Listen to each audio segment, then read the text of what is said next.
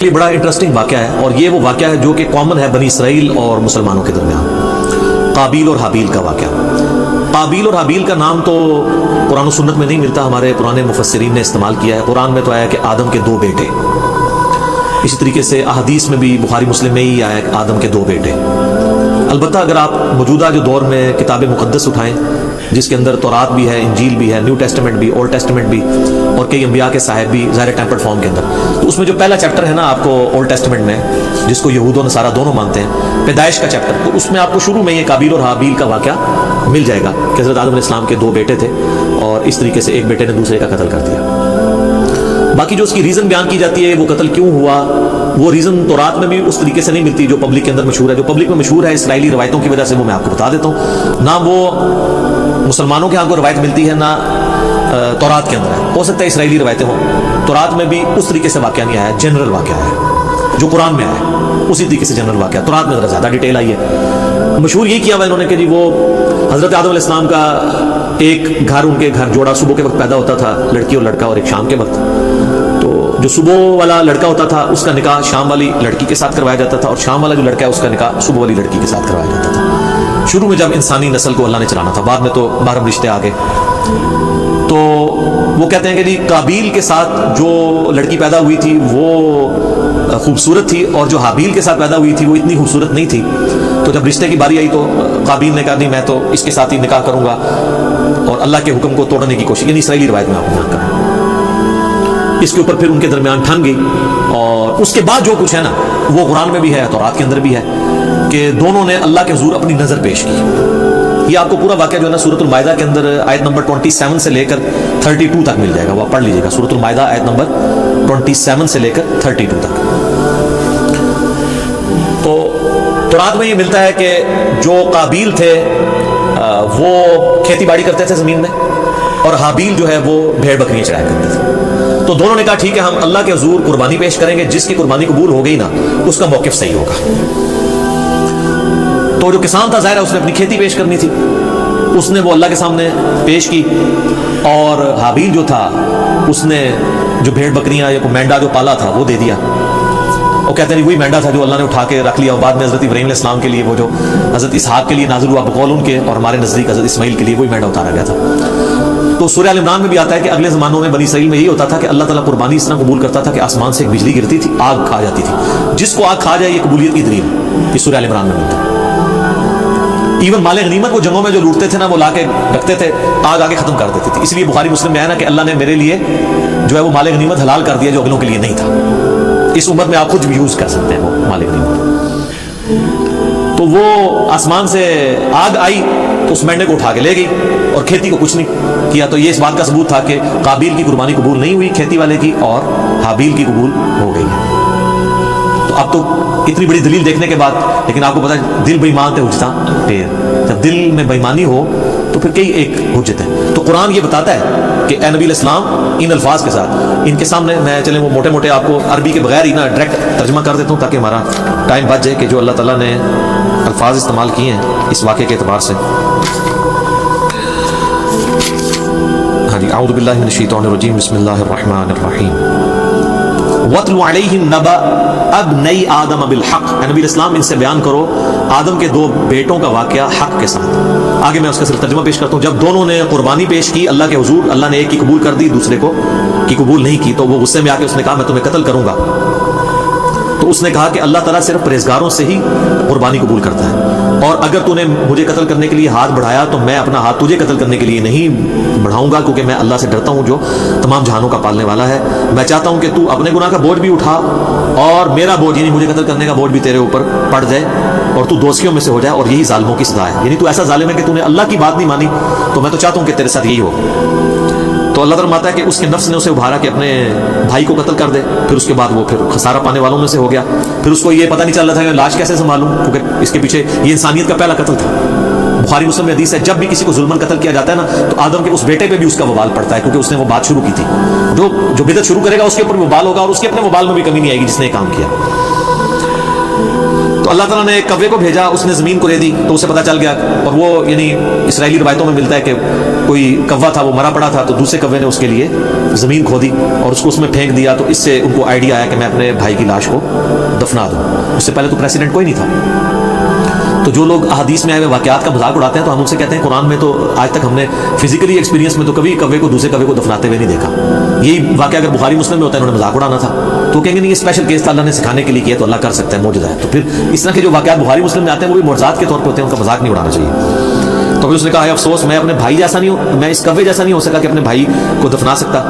پھر وہ نادم ہو گیا, اور پھر اللہ فرماتا ہے من اجل ذالک, اسی ایک واقعے کی وجہ سے کتبنا علی بنی اسرائیل, ہم نے یہ بات طے کر دی تھی بنی اسرائیل کے لیے, انہ من قتل نفسا بغیر نفس او فساد فی الارض فکأنما قتل الناس جميعا, اگر کسی جان نے دوسری جان کو قتل کیا بغیر اس کے کہ وہ جان کے بدلے جان ہو, وہ بھی جوڈیشری کے تھرو ہوگا, قتل کے بدلے قتل, خود نہیں کرنا ہوگا, یا فساد فی الارض کی وجہ سے, تو گویا ایسا ہے جیسے اس نے پوری انسانیت کا قتل کر دیا. ومن احیاها فکأنما احیا الناس جميعا, اور جس نے کسی ایک انسان کی بھی جان بچا لی گویا اس نے پوری انسانیت کی جان بچا لی. یہ وہ حصہ ہے جو ڈاکٹروں نے ہاسپٹلس کے باہر لکھا ہوتا ہے, اور اندر جو ہے وہ آپ سے ہزاروں روپے ہتھیارے ہوتے ہیں, ایک جان کو بچایا تو پوری انسانیت کو بچا لی. الا ماشاءاللہ ڈاکٹر ہم سے ناراض ہو جاتے ہیں جب ہم مولویوں کے بارے میں بولتے ہیں, اس وقت بھی ناراض ہوتے ہیں. تو جب ہم تغلیب کے قاعدے میں بات کر رہے ہوتے ہیں کہ اکثر ڈاکٹرز ایسے ہی ہیں, پرہیزگار لوگ بھی موجود ہیں, تو وہ تغلیب کے قاعدے کو لیا کریں. جب ہم علماء پہ بات کرتے ہیں تو وہ بھی کیٹاگوریکلی جب کرتے ہیں اس پہ آپ خوش ہوتے ہیں, تو وہ بھی ہم سارے علماء کو نہیں کہہ رہے ہوتے, اکثریت کی بات کر رہے ہوتے ہیں. تو یہ وہ اللہ تعالیٰ نے فرمایا کہ یہ آدم کے بچے کا جو قتل تھا, اس کے بعد ہم نے یہ طے کر دیا کہ ایک انسان کا قتل بھی پوری انسانیت کا قتل ہے, ایک انسان کو بچانا پوری انسانیت کو بچانا. تو یہ وہ واقعہ تھا قابیل اور حابیل کا, اور اکثر لوگوں کو یہ یاد نہیں رہتا یہ قاتل کون تھا, قابیل تھا یا حابیل تھا. بھئی قاتل قاف الف ہے تو قابیل میں بھی یہی ہے, اور حابیل ہلاک ہا سے شروع ہوتا ہے, حابیل ہلاک ہوا ہے اور قابیل قاتل ہے. تو یہ یاد رکھنا آپ کو آسان ہے کہ قابیل قاتل اور حابیل ہلاک ہوا اس کے ہاتھوں, آسان طریقے. یہ ایک مدنی ٹوٹکا آپ کو بتاتے ہیں, یاد کرنا. باقی وہ جو ڈیٹیلز ملتی ہیں نا کہ وہ چکر تھا, تورات میں بھی ایون نہیں ملتا کہ وہ کوئی لڑکی والا چکر تھا. ہو سکتا ہے بعد میں کسی نے اس کو, جس آپ دیکھیں ارطغرل ڈرامہ ہے, اب وہ ارطغرل تو ایک ہیرو ہے لیکن اس کے اندر اتنی لو سٹوریز انہوں نے ڈال کے نا اسے ایک رومانس پیدا کرنے کی کوشش کی تاکہ نوجوان نسل دیکھے. تو یہ میرے خیال کسی نے قابیل حابیل میں بھی نا رومانس پیدا کرنے کی کوشش کی. اس کے پیچھے ہمارے پاس دلیل کوئی نہیں ہے کہ واقعی اس وجہ سے ہوا ہے یا کوئی اور ریزن تھی, کسی اور وجہ سے تھا, یا ان کی ویسے آپس میں ٹھان گئی کہ ہم قربانی پیش کرتے ہیں, دیکھتے ہیں اللہ کے حضور کون پرہیزگار ہے. کیونکہ اگر یہ واقعہ اس طریقے سے ہوتا تو یہ تو بہت بڑا واقعہ تھا, قرآن میں اس طریقے سے اس کو رپورٹ ہونا چاہیے تھا. اور قرآن میں اگر نہیں ہوا تو تورات میں بھی نہیں. میں نے اسپیشلی یعنی تورات اس حوالے سے کئی دفعہ دیکھی ہے. تو اچھا اس میں آپ کو لفظ قابیل نہیں ملے گا, قائن ملے گا, اور حابیل حابیل ہی ملے گا. تو بعض اوقات جیسے اب مکہ کی پروننسیشن بکہ بھی ہے, تو ایک لفظ کی 2-3 پروننسیشن بھی ہوتی ہیں, ہو سکتا ہے وہ والی پروننسیشن بھی ملتی ہو. لیکن تورات کے اندر شروع میں چیپٹر ہے پیدائش, اس کے بھی تورات کھولتے ہی 3-4 صفحے پہ آپ کو ایک واقعہ ملے گا, اس میں بھی صرف قربانی کا ذکر ہے کہ دونوں نے کہا ہم قربانی کرتے ہیں تو دیکھتے ہیں کسی قبول ہو. کوئی لڑکی لڑکے والا چکر ہی کوئی نہیں اس کے اندر موجود. تو یہ کسی نے بنی اسرائیل میں عادت تھی نا یہ رنگ بھرنے والی, تو انہوں نے رنگ بھر دیا ہوگا اور وہ اسی طریقے سے پبلک میں یہ نہیں جاری ہے. پھر لیکن لوگ پوچھتے ہیں کہ اگر ایسا نہیں ہوا تو پھر یہ نسل انسانی شروع میں چلی کیسے ہے؟ نسل انسانی یقیناً شروع میں تو یہ جو آج ہم کہتے ہیں کہ بہن جو ہے وہ محرم ہے, تو یہ کس وجہ سے کہتے ہیں اللہ نے اسے حکم کے طور پہ نازل کیا. اگر یہ حکم نہ ہو تو یہ محرم والا معاملہ نہ ہوتا. تو شروع میں یقیناً کسی چیز کو چلانے کے لیے اس وقت شریعت کے احکام ڈفرنٹ تھے, وقت کے ساتھ ساتھ شریعت احکام بدلے ہیں. نبی علیہ السلام کی مبارک شریعت میں کئی چیزیں جو حلال ہیں پہلے حرام تھی. بخاری مسلم میں آتا ہے کہ نبی علیہ السلام فرمایا اللہ نے میرے لیے پوری زمین سجدہ گاہ کی ہے, پہلے نہیں ہوتی تھی سجدہ گاہ. لوگ سفر پہ بھی جاتے تھے, ساری نمازیں اکٹھی کر کے رکھتے تھے, پھر گھر آ کے یا کوئی مسجد ملتی تھی وہاں جا کے پڑھتے تھے. جی کتنا مشکل کام تھا. مال غنیمت حلال کر دیا گیا نبی علیہ السلام کے لیے, اگلے لوگوں کے لیے حلال نہیں تھا. تو شریعت میں احکامات, اس زمانے میں یہ چیز ہوگی کہ جو حضرت آدم علیہ السلام کی جو اولاد پیدا ہوئی ہے, اور باقی یہ کہنا کہ صبح پیدا ہوتی تھی شام تک جوان ہو جاتی تھی, اس کی کوئی دلیل نہیں ملتی. اپنے ٹائم بھی جوان ہوتی ہوگی, حضرت آدم علیہ السلام کی بھی اتنی عمر تھی, تو وہ آپ تھوڑا کو جوان ہونے تھے 15-20. یہ کون سا پاکستانی انڈیا والا جوان ہونا ہے کہ 35 سال میں شادی ہو رہی ہے, 12-15 سال میں شادی ہو جاتی تھی. تو 12-15 سال کے اندر وہ اس طریقے سے شروع میں اللہ تعالیٰ نے اس سلسلے کو اس طریقے سے چلایا ہوگا. خود یعنی قرآن پاک میں اللہ تعالیٰ آتا ہے کہ ہم نے سورہ نساء کے اندر کہ ہم نے ایک جان سے سب کو پیدا کیا, اس سے اس کا جوڑا بنایا. اور بخاری مسلم میں آتا ہے کہ اما ہوا جو ہے وہ سیدنا آدم علیہ السلام کی پسلی سے پیدا ہوئی, قرآن میں بھی اشارت موجود ہے. اور یہ سیم چیز جو ہے تورات میں بھی آپ کو پیدائش چیپٹر میں ملے گی کہ حضرت آدم سے حوا نکلی ہیں. تو یہ بھی تو ہوا ہے نا, ان میں سے نکلی ہیں تو وہ بیوی بھی بن گئی. تو ایک اسپیشل کیس تھا. یہ اکثر لوگ پوچھتے ہیں شروع جو کام کس طرح چلا سی وہ پائی کیویں بھی چلیا سی تسی دیکھو ہن کام کی چلانا ہے اسے چل گیا. تو ظاہر شروع میں اسی طریقے سے عورتوں کو آپشن نظر نہیں آتا کہ چلا ہوگا.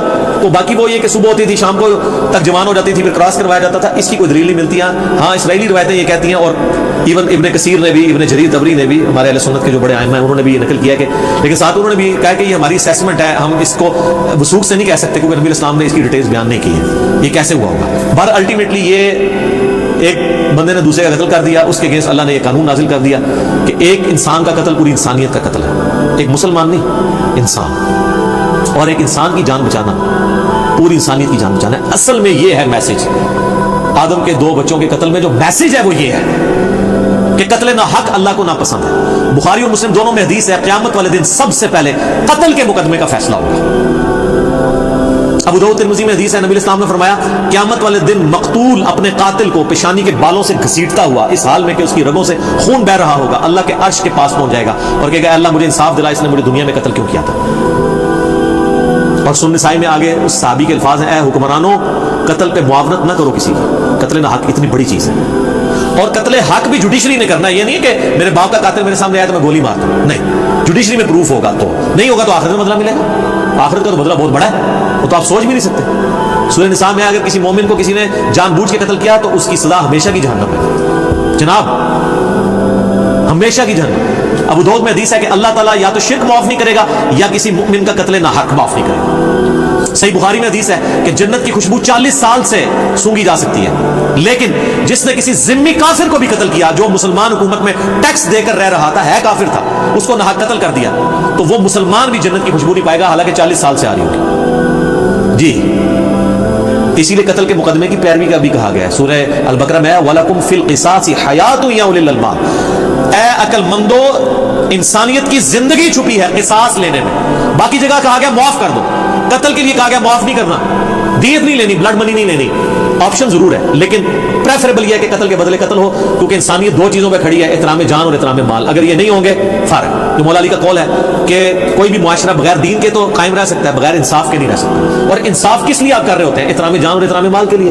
اور اسے کون سی چیز انشور کرتی ہے جوڈیشری. جامع ترمذی میں موقوفاً روایت موجود ہے کہ اے کعبہ تیری خوشبو بڑی اچھی ہے لیکن اللہ کے حضور ایک مؤمن کی حرمت کعبے سے بھی بڑھ گئی. جامع ترمذی میں حدیث ہے کوئی شخص پوری دنیا کو تباہ و برباد کر دے اللہ کے نزدیک یہ چھوٹا گناہ ہے اور ایک مؤمن کا قتل اس سے بڑا گناہ ہے. جناب یہ بہت سینسٹیو ایشو ہے. اس لیے تو میں ایکسٹرا جوڈیشل کلنگ کے خلاف بھی بولتا ہوں. آپ نہ حب الوطنی کے نام پر نہ توہین مذہب کے نام کے اوپر قانون کو ہاتھ میں لے کے کسی کو قتل نہیں کر سکتے. ناحق بندہ قتل ہو گیا تو آپ مارے گئے یہ نہیں ہوگا کہ آپ کی اجتہادی غلطی شمار ہوگی. آپ ہر چیز کو جوڈیشری میں لے کر آئیں گے اور جوڈیشری میں پروف نہیں ہوتا اور وہ واقعی قاتل تھا اللہ جانے اس کا معاملہ جانے. آپ نہیں کر سکتے ورنہ بے گناہ لوگوں کو بھی سزا ملنا شروع ہو جائے گی. لوگ اپنی ذاتی دشمنیاں نبھانے کے لیے بھی ماورائے عدالت قتل ایکسٹرا جوڈیشل کلنگ کرنی شروع کر دیں گے. تو یہ بہت سینسٹیو ایشو ہے قتل والا. تو یہ حضرت آدم علیہ السلام کے 2 بیٹوں کے قتل والا جو واقعہ تھا اس سے لیسن یہ ملتا ہے.